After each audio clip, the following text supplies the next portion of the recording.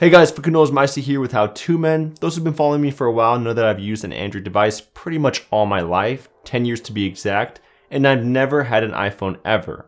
The only Apple device that I've ever owned is an iPad 3, and even though it's stuck on iOS 9, it performs well and I'm still using it till this day. Since the iPad gave me such a great experience, I wondered if the iPhone XS would too. I was curious to find out why so many people have stuck with the iPhone for so long. Is iOS that much better than stock Android? Has customization improved over the years? I was curious what advantages and disadvantages you get from purchasing Apple's $1,000 flagship. After using the XS for a little over 2 weeks, I'm pretty confident that I've gotten all my answers. Of course, my experience could change if I decide to use the phone for an even longer period of time, diving straight into Apple's ecosystem. But for now, this is my overall impression of the iPhone XS. This video is a bit lengthy, so I'll include timestamps in the description to jump around different sections. Starting with the design, I've always known that Apple does an amazing job with almost all their products, maybe with a few exceptions. So I wasn't surprised to find that the iPhone XS was a gorgeous looking smartphone with a premium feel. The stainless steel frame gave the phone a hefty weight, the glass front, back, and curved edges provide a smooth feel, the buttons are perfectly placed and very tactile, and the gold color gives it that hypebeast look to let everyone know that you dropped $1,000 on a smartphone. I mean, just being real here. I also enjoyed the overall size of the device. It was the perfect choice for one-handed use. My thumb could easily reach each corner without hesitation, and the edge-to-edge display didn't make me feel like I was sacrificing any screen real estate. With the XS Max, you can expect even more pixels, but it's not going to be as friendly to use with one hand. The only thing I didn't like about the design was the camera bump, overly sized notch, and the missing headphone jack. Of course, with a glass back, you're bound to obtain fingerprints and a slippery hold, but you can easily fix this with a skin from, say it with me, dbrand. They just released one called the Black Matrix, which looks absolutely amazing on the XS. It gives the phone a professional look, and the hexagon texture feels nice in the hand. And it's not just for the iPhone, but any Android you have as well, so I'll drop a link right below that like button to check it out. Another thing I like about the XS is the display. Even though the resolution doesn't seem that great on paper, I was really impressed at how well everything looked. The icons on the home screen look sharp and detailed, videos look solid, and it's really hard to tell that the display is in Quad HD. I guess a Super AMOLED panel with a great PPI really does wonders even at low resolutions. I also appreciated Force Touch. Sure, it's one of those things that you'll tend to show off more than actually use, cause no other smartphone competitor has a similar hardware feature, but this opens the door to more possibilities for each icon, button, or action you want to tap on. For example, in Twitter, if someone retweets with a comment, there are multiple ways I can interact with their tweet.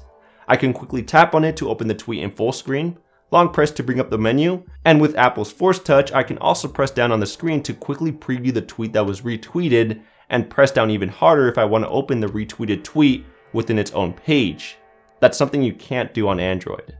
Now for the juicy part. iOS 12 gave me a roller coaster of emotions. There are so many minor details about Apple software that I love and hate, but for the sake of time, I'll just stick with the ones that stood out the most. Let's start with the launcher. We've all seen what it looks like and how it works. It's just all your installed apps spread throughout various pages.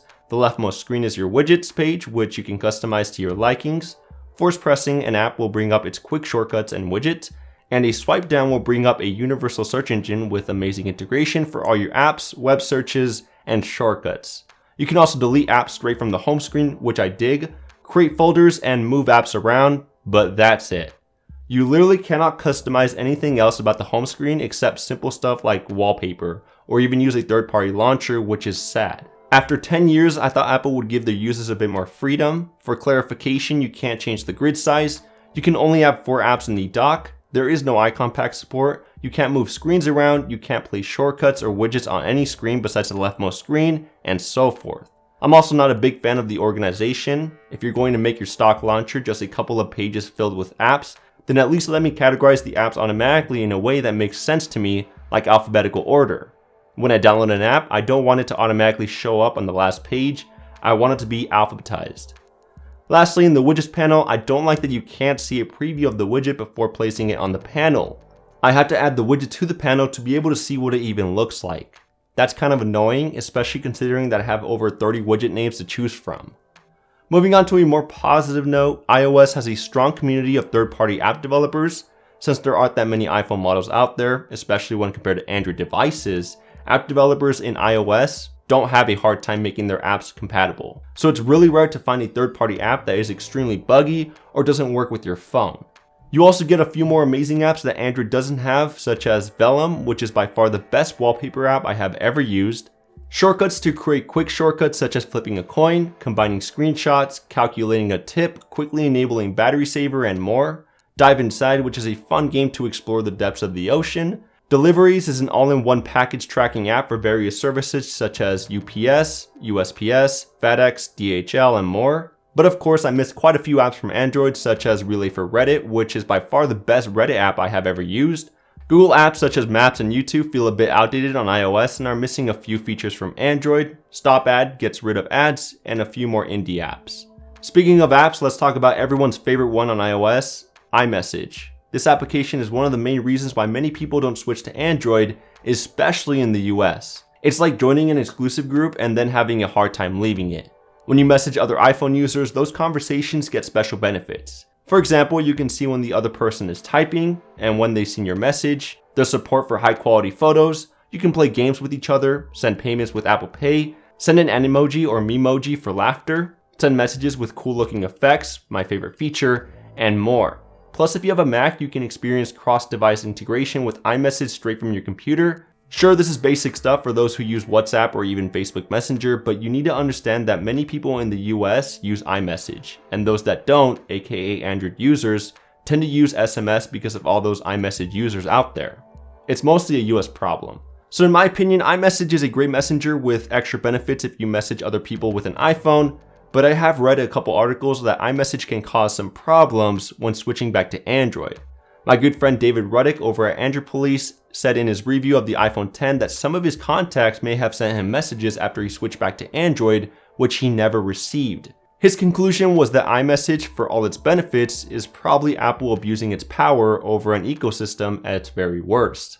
Personally, I'm not a huge voice assistant user to begin with, so when switching to Siri, even though I did notice a step down in quality from Google Assistant, I wasn't really bothered by the robotic simple phrased voice. All I needed from Siri was a quick way to set a timer, do some quick math, get the weather forecast, remotely control my Spotify music, and maybe tell me a quick joke. Simple stuff. However, with the addition of shortcuts, a new app recently introduced in iOS 12, I was really astonished that you could create your own voice commands to do a variety of tasks. This is something that you can do with Google Assistant, however it's not as versatile. Here's a few examples of what I was able to accomplish. Get the Wi-Fi QR code. Search Amazon.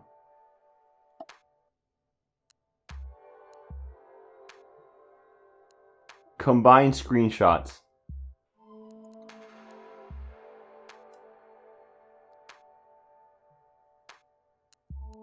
ASCII clipboard. Plus, the ability to hot word Siri even when the phone is locked was a nice addition. If I were to compare Google Assistant to Siri, I would say that Google Assistant does a way better job at handling simple commands and questions with a more natural sounding tone. Plus, Google's version can handle way more voice interactions to feel more like a conversation, and it outputs its answers a slight second faster than Siri. Still, Siri was very useful and did most of the things I asked for just fine. I really enjoyed using the gesture navigation bar. I wasn't expecting it to be this good or that I would get used to it so quickly since I've been using a 3-button nav bar pretty much all my life, but it turned out to be quite the opposite. Swiping up to go to the home screen or swiping up and long pressing in the middle to go to my recently used apps felt more intuitive, plus the bar never gets in the way. Gives me a lot of screen action, and the transition animations are perfect. It's something that Android can't seem to compete with on the same level. When I switch back to Android, this is definitely one of the main features I'm going to miss. Moving on, I know one of the things that everyone hated in iOS was the notifications. There was no bundling of notifications, it was harder to turn off notifications for a specific app, and clearing each notification was a multi-step process. Seemed like hell. But with iOS 12, I can tell that it has gotten way better. Notifications are not bundled, so your lock screen doesn't look like your Twitter feed. You can manage notifications straight from the lock screen to turn them off completely, or deliver them quietly, which means notifications for a specific app will only appear in your notification center and not your lock screen. Perfect for apps that won't deliver any important notifications. And I love how only your new notifications will appear in the lock screen. Old notifications that you haven't opened or dismissed will only appear when you swipe up on your lock screen or in your notification center. So yeah, notifications on iOS are great, but there's still a few things I would change. First, to dismiss a notification, you need to swipe it twice. That's annoying. And second, some notifications are just too big and take up a lot of space. Examples include emails or long messages. I would rather see the increased information when I force touch it. Jumping into the settings, I noticed that Apple likes to keep everything simple and upfront, which I enjoy. The first set of menus is for connections, the second set is for notification management, the third set is for general settings such as managing features like Siri, Control Center, Face ID, the display settings and more, and the rest is application management. Now I'm not going to go through every single feature within the settings, but I do want to talk about two menus that stood out to me, screen time and battery. Screen time was just introduced in iOS 12. It's a great way to know what you do the most when you're on your iPhone and how to limit yourself so you don't use it too much. For me, I spend most of my time with social networking, more specifically texting and social media. So if I want to limit myself and become more productive, I can restrict the amount of time that I use the apps that are categorized as social networking. So now I can't use Instagram or Twitter for more than 2 hours per day. There's also a feature called downtime, which lets you block all your apps from being used for a set amount of time. This is perfect for the nighttime so I don't accidentally stay up till 2 a.m. watching Android police videos, yeah. Obviously this feature isn't something we haven't seen before, but I'm always glad when a manufacturer makes a useful and popular app idea into something native. The battery menu within iOS is another feature that Apple has done better than Android. Android Pie only keeps track of your battery usage since the last full charge and then resets with no long-term history. iOS on the other hand keeps track of the battery usage from the last 10 days. For each day I can see the screen on and off time, app battery usage, and the average data from all 10 days. Within the 24-hour section I can see what apps I use at a specific time, along with background activity. Lastly, I love that Apple lets you know that you have a damaged or used up physical battery with battery health. Currently my health is at 100%, but over time that percentage will lower as cycle counts build up, and I'll know when to physically replace my battery. While we're in this menu, I guess I'll show off how well the battery life was on the XS. From my data, I got a screen on time average of around 6 hours and 25 minutes, which is extremely good. There aren't that many phones out there nowadays that can last that long. And from my battery usage by application, you can see that I use my phone in a pretty basic way. Social apps, Spotify, and iMessages, and this is with Bluetooth and Wi-Fi enabled at all times. Plus the standby time was amazing. If I forgot to charge it overnight, then I could still use it in the morning from where I left off. The only thing that sucks about the iPhone's battery is that charging it is a pain. The charger that comes with the phone doesn't have any fast charging mechanism. It literally takes hours to charge it back up to 100%. Also, I hate the fact that Apple has to have their own special charging port and can't just use USB Type-C like the rest of the world, and that the cable that comes with the phone is only around 3 feet long. Like, why? Taking a look at Face ID, this is Apple's only biometric security method on the XS, and the main reason why the notch at the top is so big. Security-wise, Face ID is extremely good. With all the sensors at the top to verify the structure of your face, it's really hard to fool this thing. The unlocking speed, however, isn't bad, but it's also not great.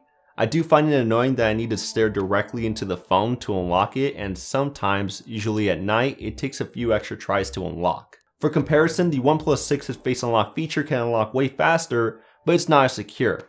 I still prefer the fingerprint sensors, so hopefully in the future Apple can choose to go with an in-display one. I was very satisfied with the rear cameras. Pictures had plenty of details, colors looked very natural and accurate, thanks to Smart HDR, and photos were captured almost instantly. For low light and nighttime shots, it also produced nice and clear images. 4K videos at 60 FPS looked amazing and had great stabilization thanks to OIS. The camera never gave me any problems. When I needed it, it came through. It's not as good as the Pixel 2, but it's really close. I also enjoyed Apple's live effect to show when a picture was taken. Kind of a useless feature, but it's still nice to have. In Apple's keynote event, they made a huge deal about a new camera feature where you can control the artificial bokeh effect within a picture taken in portrait mode after the fact. In other words, after I take a portrait, I can then change the dynamic depth of field from anywhere between f1.4 to f16. It works extremely well and keeps the edges of the subject sharp. The only Android smartphones that have a similar feature are Samsung phones, which have a feature called live focus, but it doesn't work as well. What I did find to be weird is that the front-facing camera beautified my face just a bit by default. It made my skin look a lot smoother and got rid of a few wrinkles. The results were clear when I compared a XS selfie with an Android flagship such as the OnePlus 6. People are calling this Beautygate. I don't mind it too much since it's not an excessive feature, but I do have to remind myself that I don't actually look that good in real life. Thank you, Apple.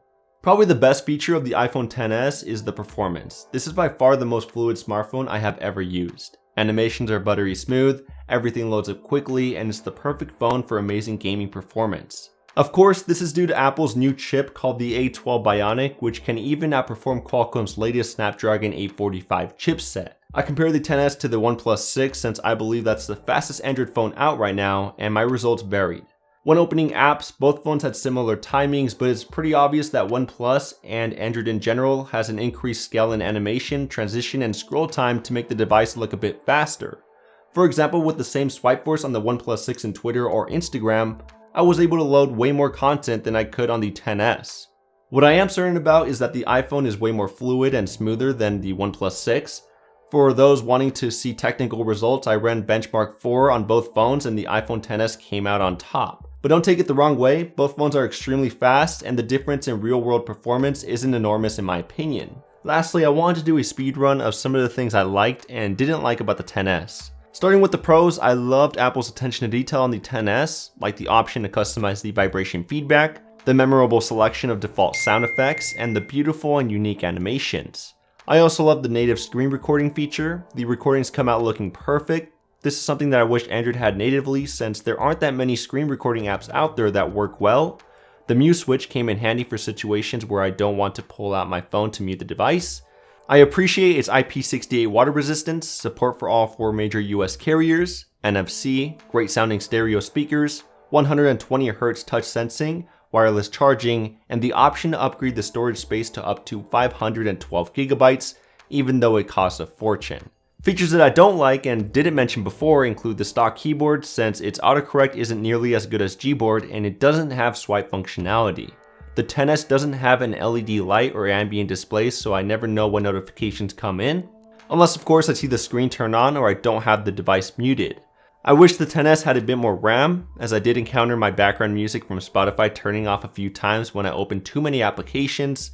There's no way to clear all the apps at once in the recents pages. In order to download content within an app such as Spotify's offline music or Google Maps offline maps feature, I have to have the app open or it won't download in the background. Anyways, that's everything I think about the iPhone XS and iOS 12. Will I be switching to the iPhone? No, but I'll still review future releases. Don't get me wrong, it's an amazing device with plenty of amazing features, but personally I enjoy Android's freedom for customization and modification too much to let it go. An iPhone is for those who want to keep it simple. They don't want too many buttons, options for customization, or anything that will give them a headache. I'm not saying that you have no control over your iPhone, but it's still not as customizable as an Android, and it'll probably never be, and that's okay. Is the iPhone XS worth a starting price of around $1,000? Well, let's see. For $1,000, you're getting a great build quality, camera, battery life, the best performance, and a few amazing features in iOS such as iMessage, stable applications, and a great gesture-enabled Navbar. The cons include no fast charging mechanisms out of the box, only one biometric unlocking method, which is Face ID, and it has its ups and downs, no headphone jack, Beautygate, if that matters to you, and a few other software disadvantages.